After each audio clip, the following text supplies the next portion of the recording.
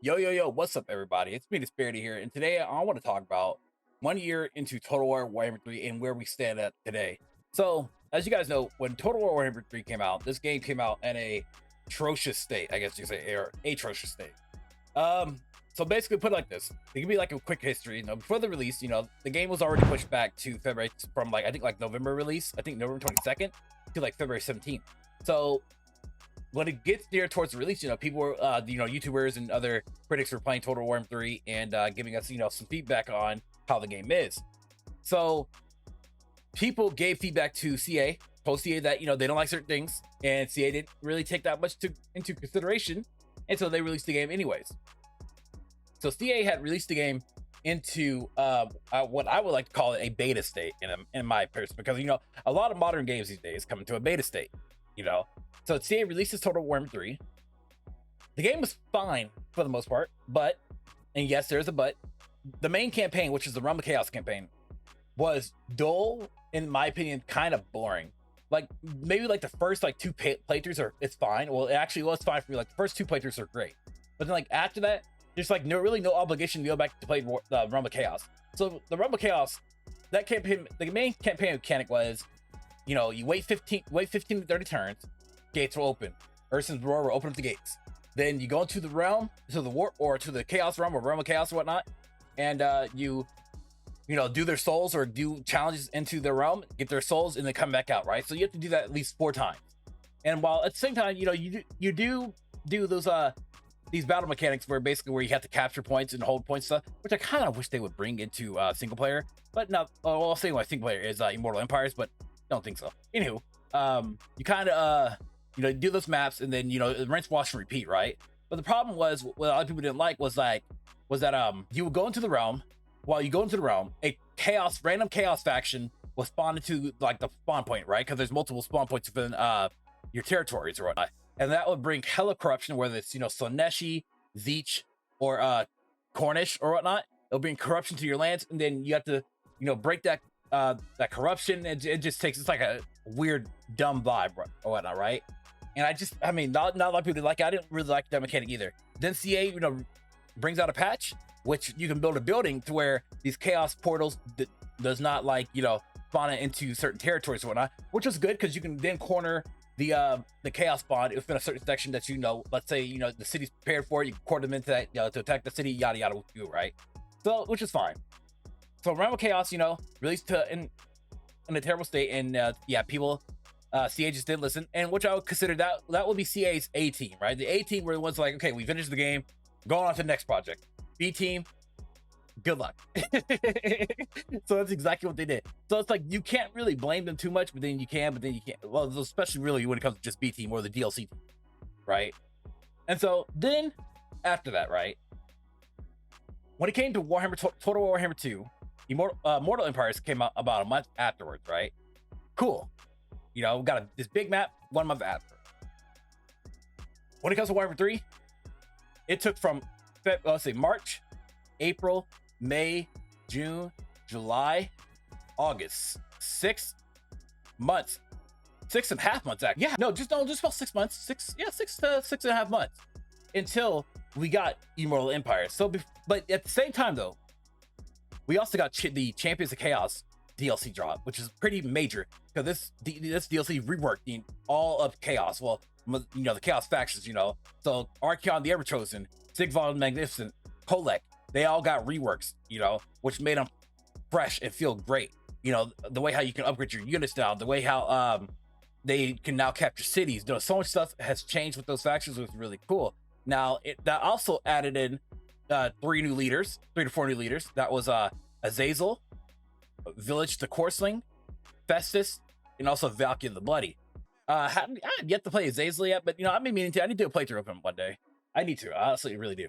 And so that playing those guys or playing those factions, were really cool. Because so far I played Valkia and also Village and Festus playthrough, and those playthroughs are fun. And also Chaos is pretty freaking strong because Total Warhammer 3. This is what you would say their game this time around. So, but yeah, playing them were really fun, and I enjoyed myself playing those factions. And then after after they drop, we get Immortal Empires. Immortal Empires combines every faction within the game. Really cool, some of those factions also had, they moved their starting position. As an example, Teclis moved from the Lustria over to the south, like southern Southlands. Cetra doesn't. He basically stays in the same spot, but Top Knots isn't the one who he fights now. It is now Scarbrand. LSNR. He doesn't constantly, fight Dark Elves anymore, right? He now can fight barbarians to the north and also Valkyries the Bloody, or chaos in the in the north. And then Grombrindal made a very big change from going from the old world up to Nagaroth, to like the corner of Nagaroth, which is really cool. So those changes, made it for the better, my personal opinion. And then after Immortal Empires drops and all the major changes happen, Immortal Empires, by the way, dropped in beta, which is fine, cool, because it needs to be in beta, because Mortal Empires was in beta too for a couple months as well, so makes sense. And then after that, silence. That nada. Not even a blog post, not even a roadmap. Well, I mean, they gave us a roadmap, but like that was like not until next year. Well, what I mean is they didn't give us a roadmap for next year, for 2023. So yeah, we had nothing, So from September, October, November, December, January, and then it's February, we had 6 to 7 months of silence. Literally. I was hoping for Chaos Dwarves to drop sometime around Christmas, but that wasn't the case either. So yeah, that was really disappointing. But during that time, though, I will say this. Legend of Total War, as you guys know, a big YouTuber, Total War YouTuber, came out and made a petition, which stated that the price of entry is too high for Total War Warhammer 3, which is true, or just in general for Immortal Empires, really. Because to get Immortal Empires, you have to have Total Warhammer 1, and you have to have a second one. Now, you can either buy both those games at $60 or find them offhand somewhere else. Now, we're not going to discuss where you can get those deals at, but, we're just going to say that, right? And so, overall, you'll be spending about a good almost $200 just for the base game, and Warhammer 3. Or, I'm sorry, the first two games in Warhammer 3. And so, he basically stated that, it's just too large, barrier entry is just too high, to make Immortal Empires free for everybody, which will get, more players to play the game, which also is very true. More players can also play the game. And so I think over 230,000 signatures, because I signed it too, on change.org, rose up, and people signed because it made he made a lot of sense. So CA did come out eventually and stated that there's no guarantees, but we're talking about it internally if they should make Immortal Empires free. No, which is cool. Cool thing for them to do, right? But it doesn't still give us, we're still having radio silence on new upcoming content, right? So come up to February, about a week before the game's anniversary, they came up with a blog post, with a vlog. It stated that, they are going to have 3 major DLCs come out this year. One in April, one in mid to late summer, and the next one into winter. So at least they give us something to look forward to, at least something, right? And so during that time, because there's been so much backlash, they have to also state, like, to quit, bullying the teams and stuff like that, which makes sense. You shouldn't have to bully people, to give us the answers and stuff. And then on February 17th, their 1-year anniversary of Total War Warhammer 3, they came out with an amazing trailer of the game. Honestly, I love that trailer. I watched at least about 5 to 10 times already. I'm being legit, by the way. That trailer always gives me like the chills. It makes me feel chills inside, and just seeing like Carl keep everyone together, which is really cool.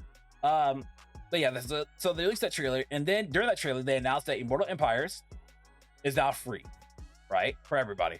Now, my only problem is that they took Immortal Empires out of beta, and trust me, that game is still in beta. Immortal Empires still very much in beta. Now, the reason why they removed the beta tag is for marketing purposes, so that they can sell it to the players or whatnot, and get back free will. Which, I mean, yes, from a company standpoint, yes, I get it, I do, but kind of scummy though, because I think it's still the game's still in beta. It still needs a lot of work to go. And so once after that drops, they told us that they showed us a teaser trailer to the Chaos Dwarves. Really cool to see, because as you guys know, I'm gonna make a video. I'll talk about the Chaos Dwarves.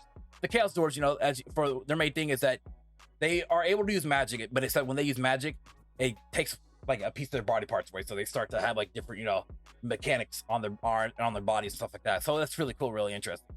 But that's where we're at right now with Total Warhammer 3. I mean, the next DLC, I'm recording this video like March 1st, and so the next DLC is not hitting until somewhat time in April.